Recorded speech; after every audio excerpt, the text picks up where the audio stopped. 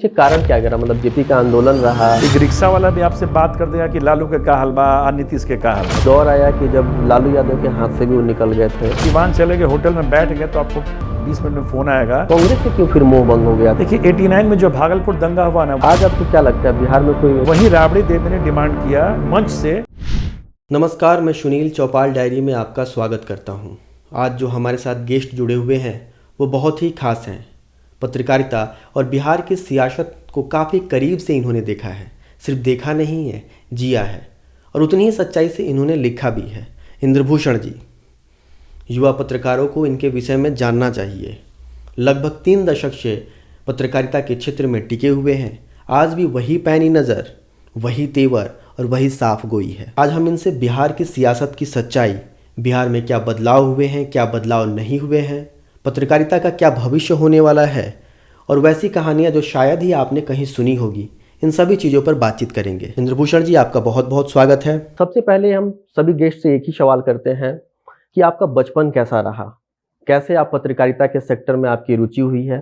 तो अपने पास्ट के विषय में जो है आप लोगों को बताइए। मैं पेशे से मैनेजर हूँ। मैंने HR मैनेजमेंट किया है। हिंदुस्तान अखबार में उसमें बहाली चल रही थी, मैं उसमें गया हुआ था। उस मेरी इंटरव्यू बोर्ड में उस अखबार के एडिटर भी थे। जब खत्म हुआ तो उन्होंने कहा कि आप नीचे बैठना, बाद में हमसे मिलना। वो मिले तो करीब 2 घंटे बाद मुझे बुलाया, बोले कि यार तुम्हारा तेवर पत्रकारों वाला है, क्या ये बड़ा बाबू वाला काम करोगे, वही पेंशन वही सैलरी जोड़ोगे, अगर संभव हो तो मेरे साथ काम करो। मेरे पास कोई डिग्री नहीं थी, मेरे पास पत्रकारिता की कोई डिग्री नहीं थी। मेरे घर में कोई पत्रकार था भी नहीं, कोई नॉलेज नहीं।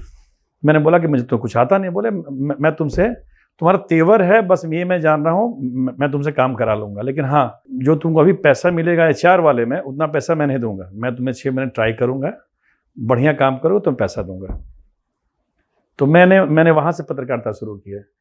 पहले पत्रकार बना, बाद में पत्रकारिता की फिर डिग्री ली। धीरे धीरे काम करते करते आज इस मुकाम पे हूँ, आपके पास हूँ। ये तो सर आप पत्रकारिता में आने की अपनी एंट्री बताएं, कैसे पत्रकारिता क्षेत्र में आए। लेकिन एक सवाल और भी था उसमें कि आप बचपन किस जिला से जुड़े हुए हैं, बचपन में पढ़ाई आपकी कैसी हुई, परिवार आपका कैसा रहा, ये सब चीज़ें भी जो है आप बता सकते हैं। देखिए मेरा गाँव तो गोपालगंज जिले में है, लेकिन चूंकि मेरे फादर बिजली बोर्ड में इंजीनियर थे, पटना में ही थे, तो मेरा जन्म भले गांव में हुआ, लेकिन मेरी पूरी परवरिश इसी मोहल्ले में, इसी बगल में बिजली बोर्ड कॉलोनी है, वहीं हुई है।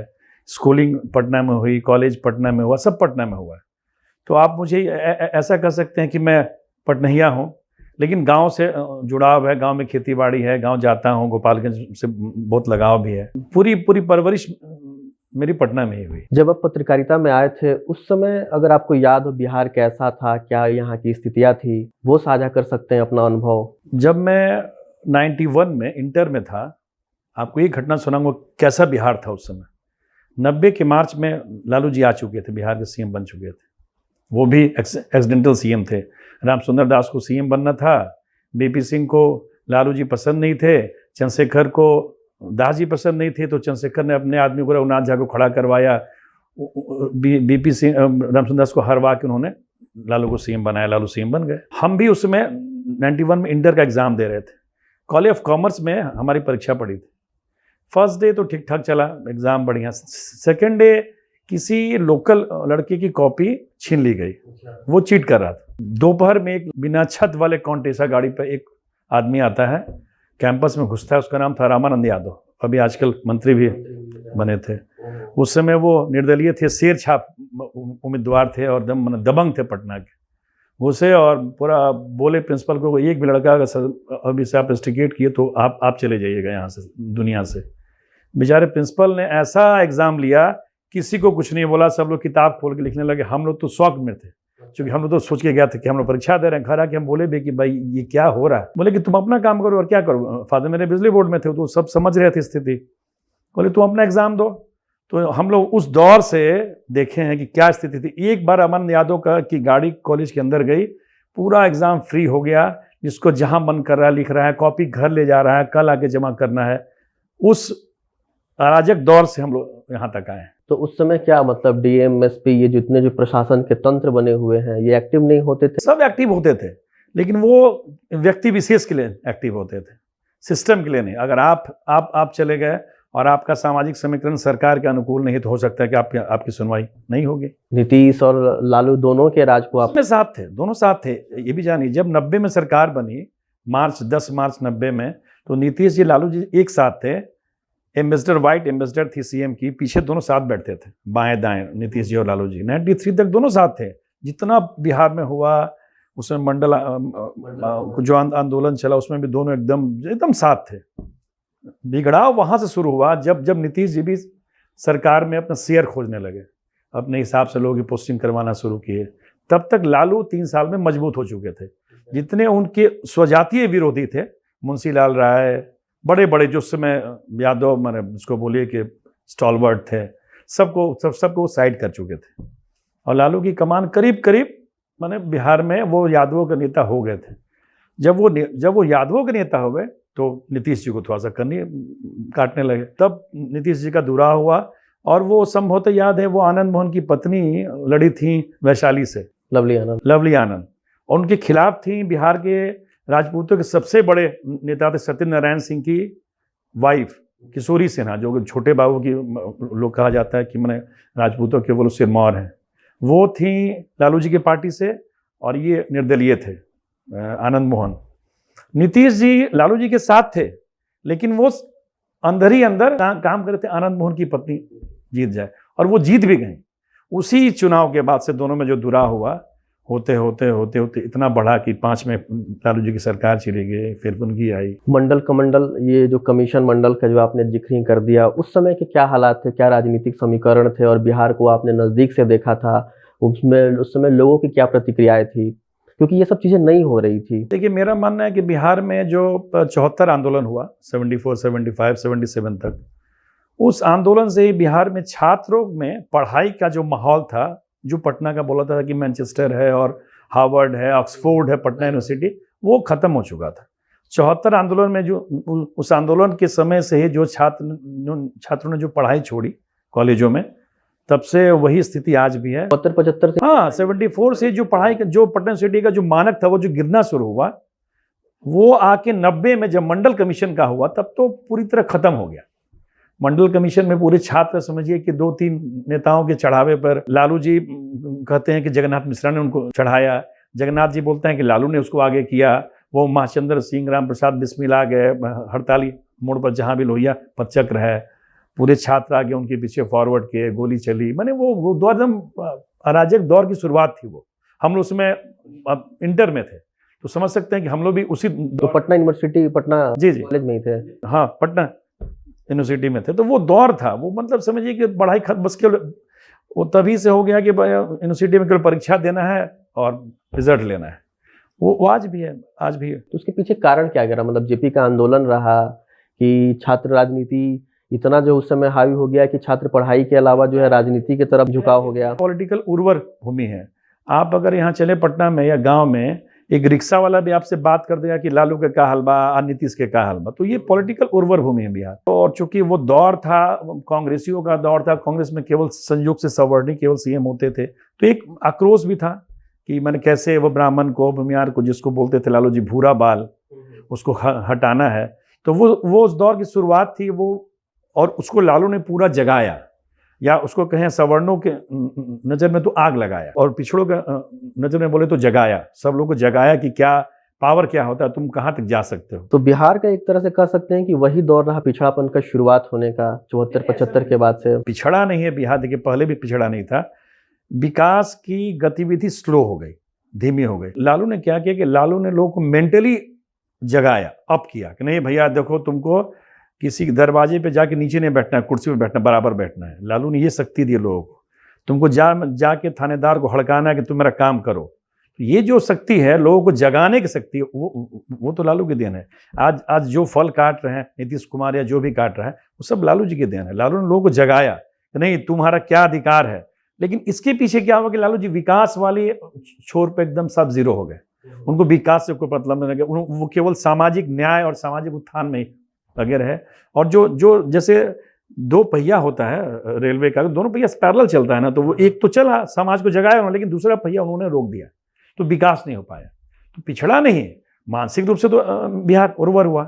हाँ, डेवलपमेंट पॉइंट ऑफ व्यू से बिहार रुक गया, पॉलिटिकल हेल्दी तो शुरू से ही रहा है बिहार, शुरू से रहा है। झारखंड भी उस समय बिहार में ही था। तो अब लालू जी की बात छिड़ ही गई है, तो लालू जी राजनीति में कैसे आते हैं, इस पर जरा आप प्रकाश डाल दीजिए, बताइए कैसे उनकी राजनीति में एंट्री होती है। लालू जी के चाचा कहिए या फिर बड़े भाई कहिए, ये लोग बिहार वेटनरी कॉलेज में स्टाफ थे, तो उनके थ्रू वो पटना मिलर स्कूल में उन्होंने स्कूलिंग की, फिर पटना सिटी में कॉलेज किया, फिर लॉ कॉलेज में उन्होंने एडमिशन लिया। तो वो शार्प तो थे ही, शार्प नहीं होते तो लालू जी इतना आगे कैसे आते।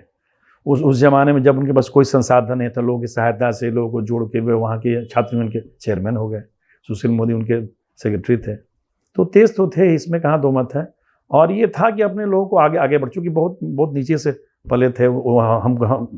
मैं तो कई बार लिख चुका हूँ, बोलते थे कि मेरे पास घड़ी नहीं थी, स्कूल में छेद रहता था ना, तो उस छेद से सूर्य का जैसे जैसे घूमता तो उससे वो घड़ी का अंदाज कि मैंने अब दोपहर हो गया, शाम हो गया। तो बहुत गरीबी से पले हैं। जो भी नरेंद्र सिंह जिनका देहांत हो गया, इनके बेटे अभी सुमित सिंह मंत्री हैं, वो उनको कुर्ता पैजामा तक दिया करते थे, कोई उनको चप्पल दिया करता था। अभी जो वो शादी की हैं चंद्रिका राय की बेटी से, अपने बेटे का जो चल रहा है अभी विवाद चल रहा है, उनके जो बड़े चाचा थे विधान चंद्र राय, वो उनको सपोर्ट करते थे, उनको गाड़ी देते थे, कपड़ा देते थे, मैंने बहुत लोग मदद किया।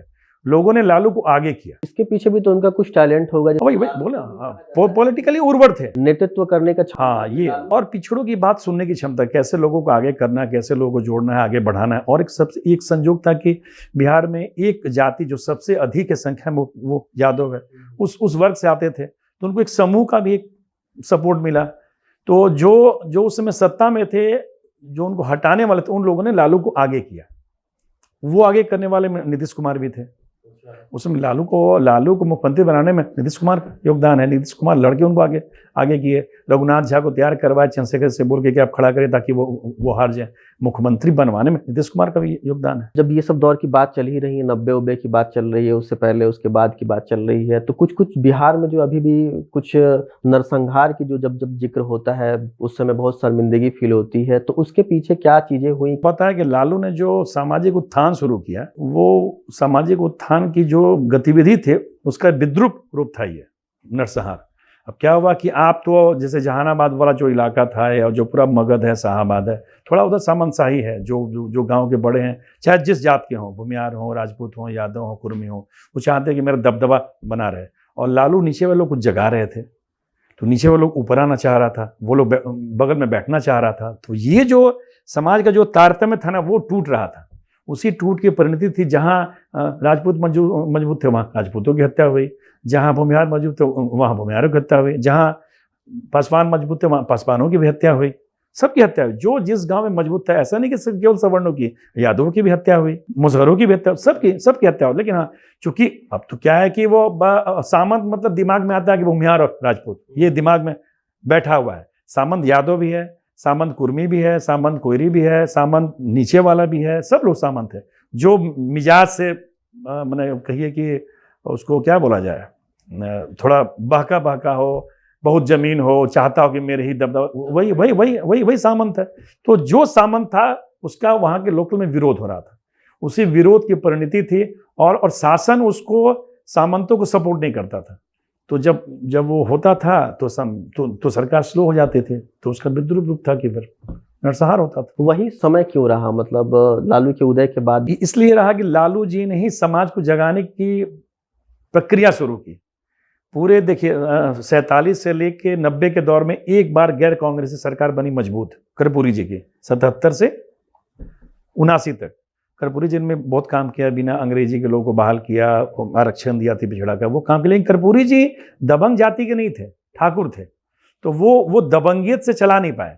कर्पूरी जी को लोग बोलते हैं कि कपिल देव यादव जी चलाते थे, तो कोई चलाता था। लेकिन लालू ने वैसे सब लोगों को अलग करके अपना शासन किया। तो जब अपना शासन किया तो जो लोग शासन चलाते आए थे उन लोग खराब लगता था, बस वही लोग, उसी की परिणति थी।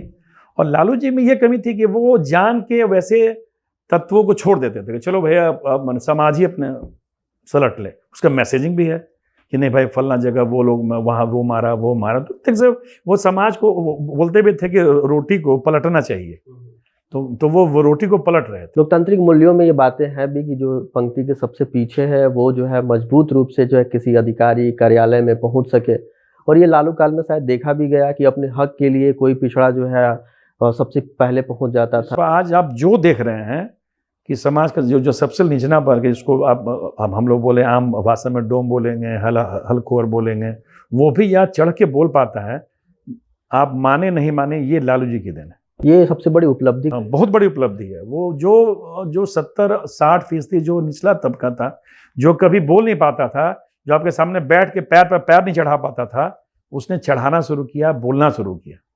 तो ये लालू जी की देन है। अम्बेडकर साहब का जो उद्देश्य था संविधान का निर्माण का, वो बिहार में हो सकता है कि बहुत बाद में लालू के समय में ये सब देखने को मिला हो। नहीं, प्रयास पहले भी हुआ था। आपको याद होगा, पहले 67 में पहली बार बनी थी गैर कांग्रेसी सरकार, 67, 68, 69। मुख्यमंत्री का चेहरा बदल, हाँ, भोला पासवान शास्त्री, कभी महामाया बाबू, कोई सीएम, लेकिन वो लोग कर नहीं पाए क्योंकि कांग्रेस का दबदबा था। कांग्रेस सरकार को तुम तोड़ देती थी। कर्पूरी जी भी 2 साल चलाए, फिर उनको भी तोड़ दिया गया, फिर दास जी बने। लेकिन लालू जब आए तो लालू ने क्या किया, लालू तो वो सब देख के आगे बढ़े थे 75 से क्या क्या चल रहा है। तो सबसे पहले जो उनको तोड़ने वाले थे, पहले उन लोगों को वो खत्म किए और अपना शासन जब स्थापित कर लिया तो उन्होंने फिर अपने हिसाब से शासन चलाया। एक जो शब्द चलता है जंगल राज, जो हाई कोर्ट की टिप्पणी थी, उसके बाद मीडिया में इसको बार बार भुनाया जाता है, तो इसको आप किस नजरिए से देखते हैं? ये मीडिया का उपजाया हुआ ये शब्द है? जंगल राज आप इसलिए कर सकते हैं कि सेक्टर वाइज, मैंने उसको बोलेंगे दबंग बोलिए, गुंडा बोलिए, या क्या गांव में बोलते हैं उसको, क्या रॉबिन हुड बोलिए, पैदा हो गए थे। सिवान साइड में साहबुद्दीन थे, कहीं सूरज भान थे, कहीं राजन तिवारी थे, कहीं सुरेंद्र यादव थे, कहीं पप्पू यादव थे, कहीं आनंद। हर जिले और सेक्टर वाइज जो रॉबिन हुड पैदा हुए, उसको अगर हम लोग उसको बोलते थे कि दबंग पैदा हो गए, तो वो तो जंगल राज था ही ना। वो अपने हिसाब से शासन चलाते थे। अब उनके हिसाब से थाना चल रहा है, उनके हिसाब से एसडीओ का पोस्टिंग हो रही है, उनके हिसाब से सीओ जा रहे हैं, तो जंगल राज यही ना हुआ कि सिस्टम एक जगह से काम नहीं कर रहा है। अब सिवान में जो साहबुद्दीन चाहेंगे वही होगा, जो लालू जी चाहेंगे वो नहीं होगा। लालू जी को कहना पड़ता था कि अरे भाई ट्रांसफार्मर ना हटाओ, बॉल कुंची हटा होता रहा, तो कहीं ना कहीं तो था ही ना भाई। उस समय आप पत्रकारिता क्षेत्र में थे या नहीं थे, लेकिन पत्रकारिता की क्या स्थिति थी? उसी दौर में आ गए थे। देखिए, पत्रकारिता की स्थिति ये थी कि आप समझिए कि किसी को सिवान जाना होता था उस समय, तो संयोग से मामा लोग से साहबुद्दीन की अच्छी खासी परिचय थे, तो हम चले आते थे। बहुत लोग जाते भी नहीं थे।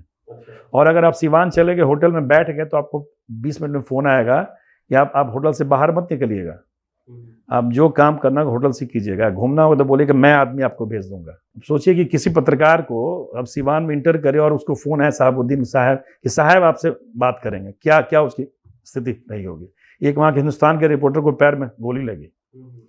कई खबरें सिवान से आती थी, उसको हम लिखते थे अपने नाम से, इसलिए कि मेरा उनसे संबंध था, इसलिए नहीं कि हम दबंग थे। क्योंकि मेरे मामा से उनका संबंध था, हम ऐसे लाइज नहीं करके उनकी खबर लिखते थे, उनको बता के खबर लिखते थे कि आपके बारे में ये लिख रहे हैं।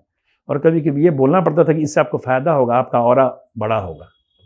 तो ये दौर था पत्रकारिता का। अपने नाम से लिखना भी कोई नहीं चाहता। हाँ, सिवान की में रहने वाले कोई ब्यूरो चीफ अपना नाम नहीं देते थे, बोलते थे कि पटना वाला लिख ले बेटा खबर, बात कर ली वहाँ पटना। इसी में एक घटना भी हुई थी, राजदेव रंजन हत्या। हाँ भाई, वो तो बहुत बाद में हुई। के समय में एक हिंदुस्तान के पत्रकार को पैर में गोली मारी गई थी, कोई वहां जाने को तैयार नहीं था। तब अंतिम में जो ये अवध बिहारी चौधरी के संबंधी हैं राजदेव रंजन, तब उनको कैसे तैयार किया गया कि भाई आप काम कीजिए। इसी तरह वही नहीं, सहरसा का भी वही हाल था, बेतिया का भी वही हाल था। मैंने हर जगह जहां जिसका दौर था, सहरसा साइड में आपको और पूर्णिया में रात में कोई पत्रकार घूम नहीं पाता था कि कब आनंद मोहन और पप्पू यादव के वार में कहाँ आपको गोली लग जाएगा, कोई ठीक नहीं है। फिर इधर आप चले आइए, और इधर तो रेलवे की ठेकेदारी में कब सम्राट अशोक के आप घेरे में आ जाएंगे, कब आप छोटन शुक्ला के घेरे में आ जाएंगे, कब आप ब्रज बिहारी के घेरे में आ जाएंगे, कोई ठीक नहीं है। कहाँ आप मान उन लोगों के साथ आपसे गैंगवार में आप फंस जाएंगे।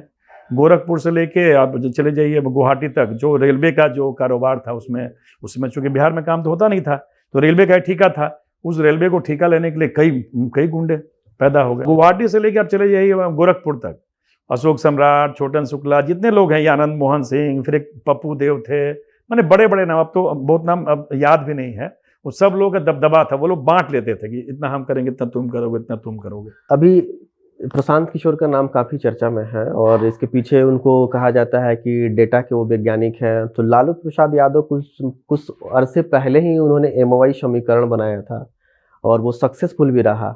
तो इसको क्या आप देखते हैं कि वो पहले ही डेटा पे काम करते थे या समाज को जो है विभिन्न वर्गों को देख लिए थे कि कैसे सरकार में आना है? लालू जी का जो पहला शासन था 1990 से 1995 और फिर 1995 से 2000, उस समय समझिए कि जो आप बैकवर्ड फॉरवर्ड बोलिए 15% छोड़ के 85% उनके साथ रहता था। उस समय कोई ये जो आप बता रहे हैं एमओआई समीकरण सब कुछ नहीं था। ये कब हुआ? जब झारखंड का जब बंटवारा हो गया और 2000 के चुनाव में आपको याद होगा 8 दिनों के लिए उनकी सरकार हट गई। हाँ, नीतीश जी सीएम बने, फिर वो बहुमत नहीं साबित कर पाए। उसके बाद से झारखंड का बंटवारा हो गया। उसके बाद से धीरे धीरे लालू जी से बाकी जातियां कटती गई, क्योंकि वो इतने ना उनके नाम पर इतने उनके समाज के लोग आगे आ गए, इतने समाज में आ गए कि बाकी लोग दब गए। तो बाकी लोगों को फिर सताया जाने लगा। जो पहले वो जिन पर आरोप लगाते थे सताने का, अब उनके लोग उनको सताने लगे। तो वो जो जिसको लालू का जिन्न कहा जाता था, वो लालू का जिन्न ईबीसी था, अति पिछड़ा वर्ग, जिसको आपको बोलते हैं उधर कोसी साइड में पचपनिया। जैसे पचपनिया फोरन नहीं होता है, मैंने बीच का, तो पचपनिया। तो वो लोग धीरे धीरे कटते गए और वही धीरे धीरे कटते कटते ये हुआ कि फिर वो 2005 आते आते वो सिर्फ एमवाई के रह गए, सिर्फ यादव का रह गए। मुस्लिम इसलिए उनके पास जाने लगा क्योंकि उसको बीजेपी से नफरत थी। मुस्लिम अभी भी लालू जी के साथ नहीं है। मुस्लिम को मोदी को हटाना है, बीजेपी को नहीं आने देना, इसलिए उनके साथ। जो प्रशांत किशोर हाल के दिनों में ये बयान दे भी रहे हैं कि बीजेपी के डर से लालू प्रसाद यादव या आरजेडी को वोट, सच्चाई है। तो ये लगभग बातें, हाँ एकदम, मैंने किसी भी तरह से बीजेपी शासन में नहीं आए, इसलिए जो बीजेपी को हराएगा उसको मुस्लिम वर्ग वोट देता है। वो चाहे राजद हराए, जदयू हराए। अब देखेंगे जब राजद जदयू साथ होता है, जदयू को भी मुस्लिम लोग वोट देते हैं, करते हैं। वोट अच्छा इजाफा होता है, जदयू को भी मिलता है वोट। बीजेपी छोड़ के सबको मिलता है, केवल राजद को वोट नहीं मिलता है। बीजेपी छोड़ के जो उसके खिलाफ रहेगा उसको मिलेगा। कांग्रेस से क्यों फिर मोह भंग हो गया था? कांग्रेस का पतन हो गया बिहार से। देखिए 89 में जो भागलपुर दंगा हुआ ना, वो टर्निंग पॉइंट था। उस समय भगवत आजाद सीएम थे, फिर बाद में तुरंत छोटे बाबू सीएम बने। वहाँ यादवों ने ही मुसलमानों की हत्या की। उस समय एक बड़ा नाम हुआ करता था कामेश्वर यादव, जिसको बाद में सोनपुर के मेले में शिवानंद तिवारी जब मंत्री थे तो उसको सम्मानित भी किए। तो यादवों ने वहाँ मुस्लिमों की हत्या की। वो ऐसा मैसेज चला गया मुस्लिमों में कि अब कांग्रेस हमको बचा नहीं सकता है। और वही दौर था मंडल कमीशन का। तो वो दौर ऐसा पलटा और जस्ट उसके बाद जो लालू जी सत्ता में आए, फिर झगड़ा हो गया मंडल कमीशन पर भाजपा में और तत्कालीन जनता दल में। भाजपा अलग हो गई। आडवाणी जी ने रथ यात्रा अपनी निकाल दी। तो आडवाणी जी को रथ यात्रा को जो लालू जी ने रोका ना, तो और मुस्लिम में चला कि नहीं भाई, ये हमारा खेवनहार यही बीजेपी से बचा सकता है।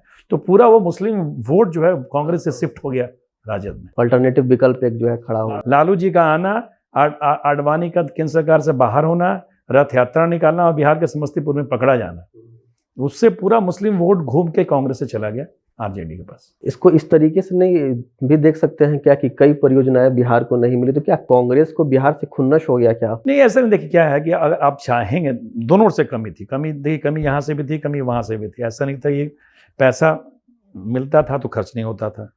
जो नीतीश जी 5 में आए तो अचानक 5 से 10 में आपको लगा कि बहुत काम हो रहा है। तो वो कैसे काम हुआ अब जानते हैं। लालू जी के समय का जो पैसा जो बचा हुआ था राष्ट्रीय सम विकास योजना का, जो वो खर्च नहीं कर पाए थे, वो सब पैसा एक साथ जुड़ गया। नीतीश जी चूंकि दिल्ली में मंत्री कई बार रह चुके थे, वो जानते थे कि कैसे सिस्टम से काम कराया था। उन्होंने लालू जी के ही बकाया पैसे को जोड़ के अपने आप को विकास पुरुष बना लिया। लालू जी उस पैसे को खर्च ही नहीं कर पाते थे। जब लालू जी रेलवे में गए तो आपको याद होगा उनके समय एक बने गए केंद्रीय ग्रामीण विकास मंत्री रघुवंश प्रसाद सिंह। रघुवंश प्रसाद सिंह ने ऐसा चमत्कार किया कि जो ग्रामीण सड़कों की जो योजनाएं थी, बिना केंद्र सरकार की अनुमति के, बिना कोई सिस्टम के, करीब बिहार के लिए 5-6 जिलों में इतना सड़क कर दिया कि जो कि अगले 10-12 साल तक उस पर अमल हुआ। तो लालू जी बाद में आए तो रेलवे में आए तो समझे, लेकिन तब तक तो वो तो क्या था कि वो 95 के बाद, देखिए लालू जी एक ही बार पूरी तरह से सत्ता में आए 95 में। 90 में तो बीजेपी उनके साथ थी, बीजेपी सरकार में थी। बीजेपी के चलते ही वो सरकार में आए। 95 में वो पूरी बहुमत से आए। 2000 में तो आप जानते हैं कैसे सरकार गिरी, कैसे झामुमो को कैसे कैसे मैनेज किया गया, शहाबुद्दीन ने कैसे झामुमो के पूरे एमएलए को, ये जो कल फैसला हुआ है कि वहाँ हंसते होटल बनेगा, होटल पाटलिपुत्र, उसको मैं बंद कर और बंद करके मैंने सरकार को पलट दिया। 22 विधायक किया कि हाँ, सबको बंद कर दिया था, होटल में बंद करके सरकार को शहाबुद्दीन ने पलट दिया। तो लालू जी कभी पूर्ण बहुमत में तो आते नहीं थे, तो काम वो सरकार बचाने में उनकी चली। इसी बीच वो 97 में चारा घोटाला में फंस गए, जेल उनका आना जाना होने लगा। पत्नी मुख्यमंत्री हो गए जो कभी जीवन में राजनीति की नहीं थी, तब वो पूरा सिस्टम चला गया उनके साले के पास, साधु सुभाष के पास।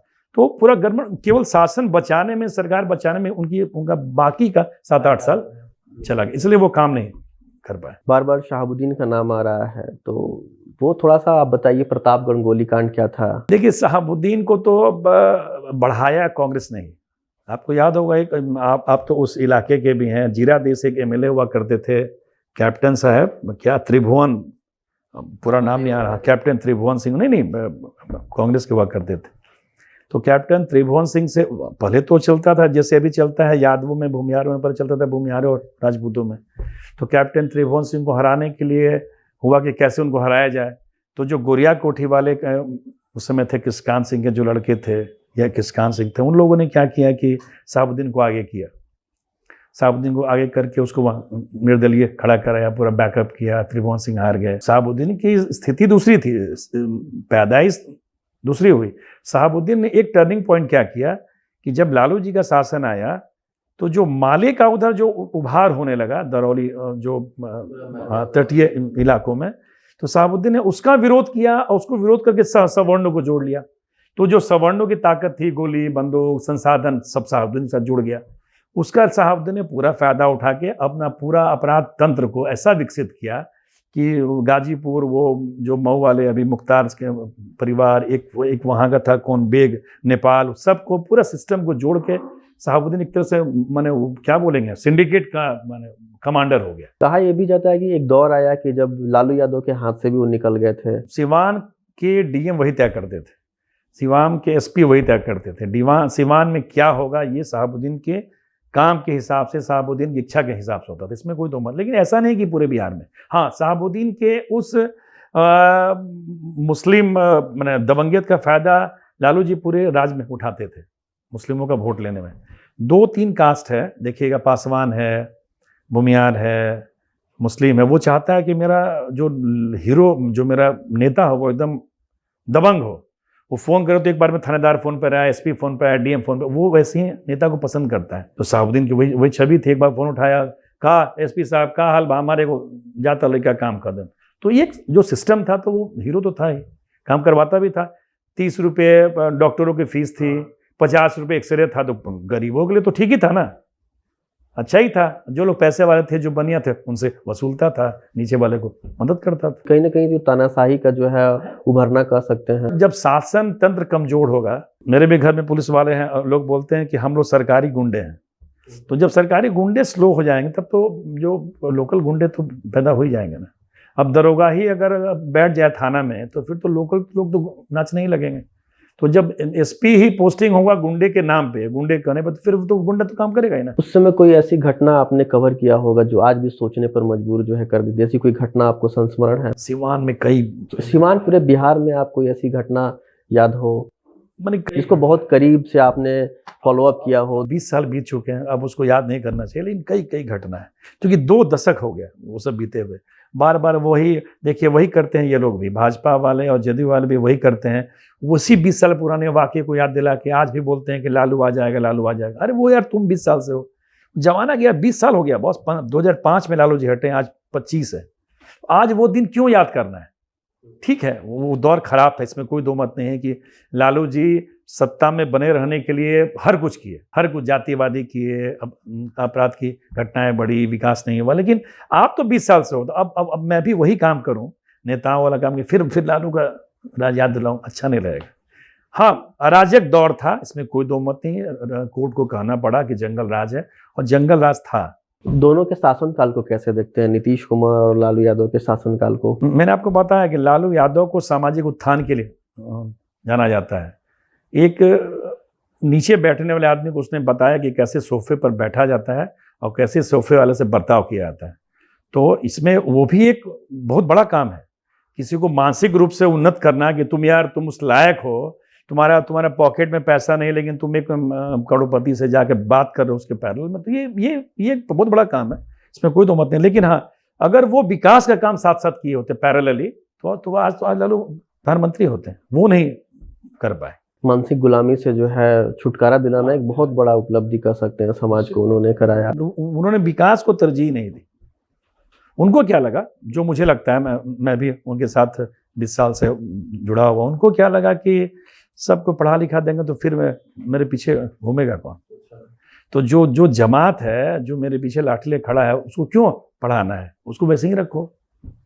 गए राघोपुर में तो वो लोग बोला कि बिजली नहीं है, सड़क नहीं है, तो बोले कि पागल हुआ, बिजली आई या सड़क, चलो ये पुलिस ही है। तो ये उनका सोच था कि अपने लोग का जमात बना रहेगा तो हम उसके कमांडर रहेंगे। लेकिन ये इसके पीछे से अब इसमें कोई दो मत नहीं कि उस समाज को उन्होंने आगे बढ़ाया। आज उसी की फसल काट रहे हैं नीतीश कुमार। लालू जी के ही बढ़ाए हुए समाज को, जगाए हुए सिस्टम को ही नीतीश जी ने काटा। और क्या, आज जो वोट लोग दे रहे हैं, आज हमको बता दीजिए किसी बूथ पर कि उस गांव का कोई दबंग जाके जरा किसी को रोक ले वोट देने से कि नहीं तुमको वोट नहीं देंगे। भले आपको याद होगा 5 आदमी खड़ा होता था और स्टैम्प करके बाकी लोग जा हो तार वोट पड़ गई बा। आज किसी को हिम्मत है? तो ये हिम्मत किसने दी? ये हिम्मत लालू यादव ने दी कि सुबह 6 बजे जाके तुम बूथ पर खड़ा हो, वोट दो। आज आपको क्या लगता है बिहार में कोई स्पष्ट विचारधारा दिखाई दे रही है? किस तरह की विचारधारा? मतलब ऐसा नहीं लगता है कि केंद्र के अनुकूल ही सब कुछ चीजें जो है बिहार में हो रही है? इस तरह की चीजें पर आप क्या सोचते हैं? देखिए, बिहार का दुर्भाग्य ये है ना कि जब बिहार झारखंड एक था तो हम लोग दोनों तरफ से मजबूत थे, पॉलिटिकल भी उर्वर थे और हमारे पास संसाधन भी था। उस समय भी जो साउथ के राज्य थे उन लोग बहुत चालाकी से भाड़ा सामान्यकरण करके हमारा सारा खाद सब ले गए और कुछ पैसा नहीं दिए। हमारा दुर्भाग्य क्या रहा कि कभी भी केंद्र और राज्य में एक सरकार नहीं रही है, और एक सरकार रहती है तो वो इतना दब्बू आदमी हो जाता है कि वो अपनी बात नहीं कर पाता है। साउथ के राज्यों को ये फायदा, एक तो उनको फायदा मिला कि वो समुद्र किनारे स्टेट थे, शुरू से ही आगे थे। हम लोग का लॉक्ड स्टेट है, कहीं समुद्री हम लोग का जुड़ाव नहीं है। दूसरा क्या हुआ कि वही जो हम बोले नहीं, हम लोग कभी केंद्र से मिल के काम नहीं कर पाए। आप देखिए साउथ में क्या होता है, वो लोग आपस में कितना भी लड़ेगा वो लोग, चाहे वो अब तमिलनाडु ले लीजिए, लेकिन जब केंद्र से लड़ना होगा तो दोनों एक हो जाएगा। किसी इशू पर कावेरी के लिए दोनों लड़ते रहेगा, तमिलनाडु और कर्नाटक, लेकिन जब केंद्र से पैसा लेने की बात होगी दोनों एक हो जाएगा। तो ये चीज़ हम लोग में, हम लोग जो पॉलिटिकल झगड़ा उसको दिल का झगड़ा मान लेते हैं, उसको फरियाने लगते हैं, उसमें ये भूल जाते हैं कि स्टेट का भी विनाश हो रहा है। अब सोचिए ना, आपको एक बताते हैं। एक 2002 के आसपास वाजपेयी जी पीएम थे, पटना आए, गांधी मैदान में एक कार्यक्रम था, उन्होंने कार्यक्रम किया। वहीं राबड़ी देवी ने डिमांड किया मंच से कि बिहार को आप विशेष राज्य का दर्जा दे दीजिए, भाई झारखंड का बंटवारा हो गया, हम लोग खाने पर आफत है। वाजपेयी जी तैयार हो गए।